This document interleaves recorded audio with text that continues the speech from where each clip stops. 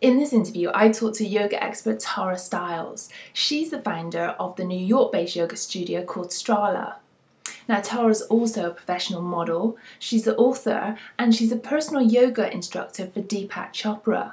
She's also one of Jane Fonda's fitness experts called the New Faces of Fitness.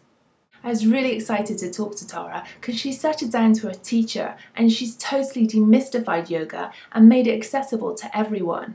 And we all secretly want to know how models really keep fit. So carry on watching this video and I'll see you guys in the comments. So there's lots of different types of yoga. Can you describe the type of yoga that you practice at Stiles? At Stiles, we teach, a physical practice that's challenging physically, and it also focuses on the strength, balance, focus, and awareness, like a lot of the things about yoga. But I wanted to make it almost like Americanized, or almost just Westernized in a way that the poses are in English. Like, I'm not going to talk to you like with my horrible accent of Sanskrit that I can't pronounce anyway. I'm not going to pretend to know how to do it correctly. For me, I feel like it's more authentic than, trying to teach something, in a foreign language. So it's the same poses, but, we play rock and roll music, and, it's just more relatable, I think, for people, and, it gets people excited. Like, I'd rather not do all the Sanskrit and turn one person away and invite 100 more to come into the practice. Can you debunk some yoga myths? I'm from a small town in Illinois, and when I first started doing yoga a lot and started talking about it, my family's like, are you going to become a Hindu? And are you going to dress like an Indian girl? Are you going to wear a thing? And are you like totally, change religion, or, does it have to do with religion? And that's absolutely, you can tether yoga to anything. Like I'm sure there's books and philosophies of basketball as your religion or something, but boiled down, yoga is not a religion. It's a science, and it's a science to create health in the body and mind. So your intuition and awareness can be out there in the world. It's not so you can pray to this deity or this deity. And a lot of, especially in the West, a lot of that is very like misconceived. So talk us through the health benefits of yoga. How does it actually work? I can sort of like explain like all day, like, oh, you're gonna get great skin, you're gonna lose weight, all this stuff. But like, as soon as somebody comes out of a yoga class, they're just like, oh my gosh, I feel amazing. Yeah. So it's the breathing and, putting your attention on your breath while you're doing the physical poses, it's better than, working out like at the gym, because you're using your attention and your focus and your breath, and then you're getting the benefits. And all the poses, originally designed as a health system from the people who figured out yoga. It was kind of before doctors and like, traditional prescription medication and all that stuff. So these guys, they did these poses by, just figuring out what worked and what didn't work. So they figured out a headstand is, really good for rejuvenating the whole body, reverses the aging process. And they figured out a shoulder stand stimulates your thyroid gland and keeps your metabolism and your whole system functioning. And a lot of the different poses stimulate, nerves, not only like muscles and, all the things that we need for like weight loss and keep the body healthy, but bringing out the toxins from the organs and all this stuff that kind of gets dumbed down in the magazine text of it now. It's like detox with yoga, but it really is, it's this very specific scientific thing that actually does work. So if your posture's improved, then that kind of affects your whole mood? Yeah. Well, I was on a photo shoot yesterday, and photographers, everybody has, a computer or whatever now. We're all kind of inside of our machines. But yeah, I just did a simple shoulder release with her, and she stood up, and it was like, it's kind of like you see the world like with rose-colored glasses a little bit differently. It sounds like a little bit corny, but you really just, when your body's all lined up, you feel better, So it's definitely a very empowering thing, I think, for people when they're finally standing up straight and their bodies are working and they're not, because you get grumpy when your body doesn't work right. Exactly, yeah, I know that. So what can somebody expect when they first start doing yoga? What kind of changes can they notice? One of the cool things about yoga is immediately after your first class, or even if you're doing a video or a podcast, you feel great. Most people feel great instantly. So you have this like kind of aha moment of, wow, my body feels really good. And I mean, that's actually you feeling your body. So it's not like a lot of people think it's like they're buzzing or they feel like, this kind of lightness, but it's like, that's just you actually noticing that your leg is there.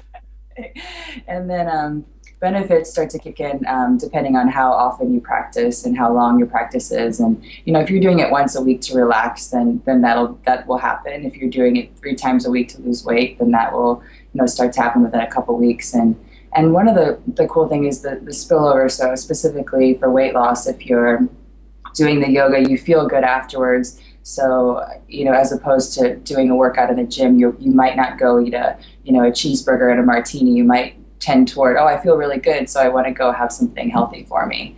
So that kind of like sinks you right into that lifestyle without you having to sit down and plan it. So you were talking about detoxing before. Is there anything that people might experience when they first start yoga?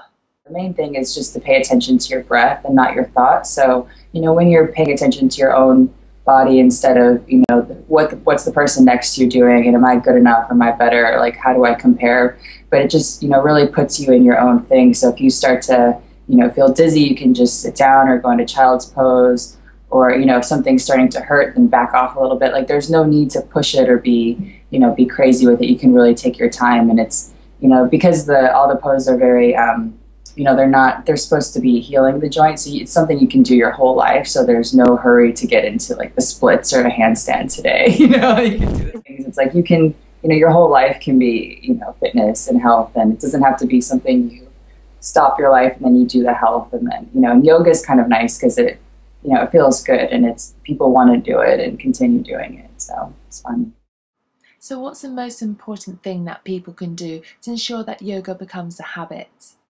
I think if you live in a city or you're nearby yoga studios, I suggest like going and trying a bunch until you find one that you really like. I think a lot of people, I mean, when I first moved to the city, I would go to a place and I would say, oh, I didn't really like that. And then I just wouldn't go to a class for a while and I would do it on my own, it's good to do it on your own also, but it's nice to be in a class with a bunch of people doing yoga. It just feels different.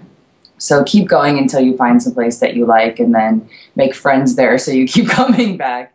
And if you live far away from a yoga studio, I think DVDs are great. If you can do it right when you wake up in the morning, I think that's nice because it's before your brain starts cooking of, I gotta get to work, I gotta do all these things. But if you're absolutely not a morning person, like, and that's gonna drive you crazy, then maybe after work is the best time for you. But I think as far as setting habits go, if you could pick a time that works for you and just say, okay, I'm going to try, every day this week to do 10 minutes of yoga at this time, and I'm just going to do it. And then you'll probably keep doing it because it feels good. But yeah, I think shorter and more often is definitely more beneficial than, one thing and then you kind of forget about it.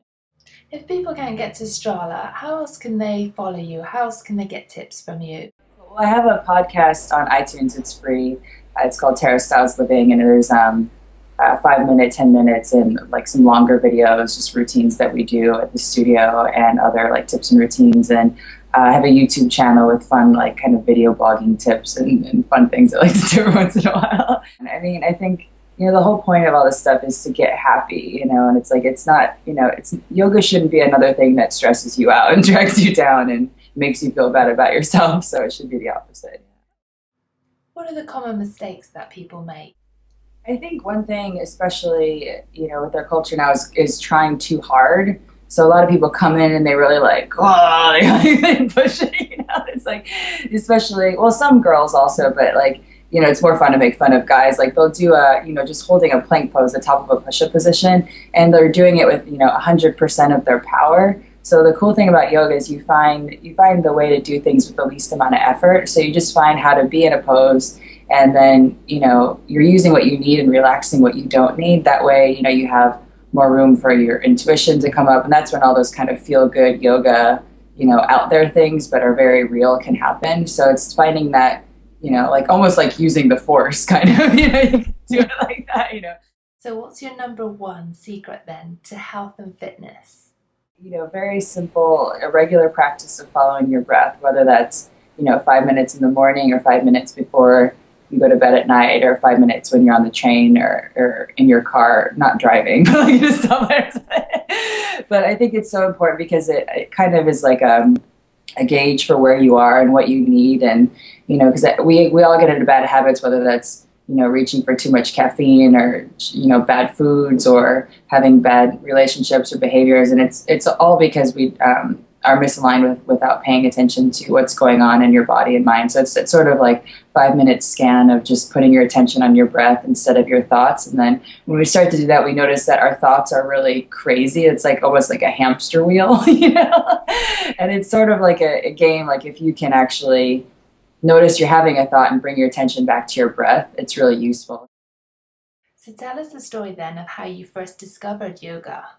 Well, I guess when I was a little kid, I grew up in the woods, and I ran around and like did weird yoga stuff, like meditating in trees and all this kind of thing. But I didn't really know that it was yoga, really. And I danced ballet growing up, and in my ballet program when I was in high school, we had yoga on Fridays.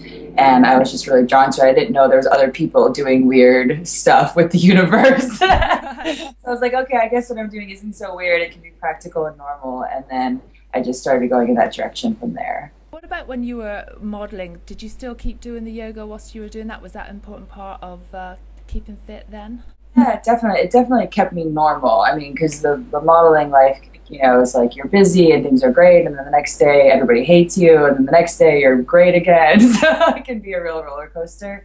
And I actually, like, whenever I was doing fashion stuff, I would just show up to a shoot and kind of like do a crazy yoga pose. And so it sort of started to integrate into my work a little bit. And then when yoga became a little more popular, like Adidas started doing a yoga line, and I did their campaign, and Nike. So I kind of became the go-to yoga girl.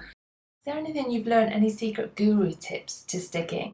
I learned when I'm at home to keep a notebook beside me. If I have a thought or something, I'm like, I have to remember that, instead of putting it back in your brain, just to write it down, and then it's there, and then you can keep on with the practice. So I think that's a little tip that helps. Doesn't really work so well in a class. People may think that you're like writing a journal or something, but hey, if you can get away with it, that's cool. I'm just too self-conscious. Have a little dictaphone. Like, must buy groceries later.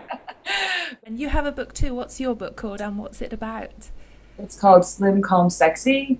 And it's fun. It was a fun project for me to do because it goes through a lot of the different ailments, and it's basically what happens when you do yoga. Like your body gets slim, your mind gets calm, and then you feel sexy. So it profiles 6 different girls that have come to my studio, and they have different things that have happened with them through yoga. One girl had improvements in her relationship with her husband, and one girl lost weight, and one girl got a lot more de-stressed and started sleeping better. She had all these sleep problems. So it's kind of neat to show like how it all just happens in each individual's life. And it was fun for me to profile, real people, say like, here's a real person, she's just like you, she's not a weirdo or something. So it goes through that. And then the book also goes through different health ailments, like, their yoga cures for like, here's a routine you can do if you have a headache. And, here's a routine that you can do, if you just broke up with your boyfriend, and, different things. So like, it's fun because a lot of different poses, can open your shoulders and you feel de-stressed from the computer. So there's kind of little tricks and tips for everything. And it's real glossy. It reads like a magazine. There's lots of pictures and tips and little things from the philosophy and things like that. So it's kind of like a fun encyclopedia of yoga. Because nowadays people are too quick to pick up on bad habits. If you split up with your boyfriend, you might reach for the alcohol, or if you've got a headache, you might reach for some aspirin. So it sounds like a really positive thing. My goal is to get everybody off of the prescription drugs, as much as possible, but, without being crazy about it. I mean, there's so many things you can do to stay healthy, and you don't have to go down a certain path and, say, okay, I'm this age and everything's going to start falling apart like that. You really can just be healthy your whole life. There's no reason you have to get a cold or a flu every month or every year. So like what you were saying earlier about listening to your body, and that if you've got a headache, maybe there's a reason it's telling you something. Yeah, maybe you're stressed out. Maybe you should find a different job or a different boyfriend or different apartment, different city. Yeah, I think it's hard for people too. It feels selfish to take the time to breathe and be like, okay, it's just going to be me time. And But I think the trick to that is, when you're spending all your time like helping others and doing things for others, you can't actually help as good and help as much unless you take the time for yourself. If somebody breaks a habit, sometimes they beat themselves up about it. How can they get back on track again? You're always going to be breathing, and your breath will forgive you. Like if you're like, okay, I didn't do that, but you can always come back and just put your attention back. It's always going to be there. So it's kind of like that constant supply of, fuel or energy. Whenever you need it, it's always going to be there. So I feel like if you can just people can be easier on themselves. There's no need to be frustrated. If you got off the bus, you can just get on the next bus.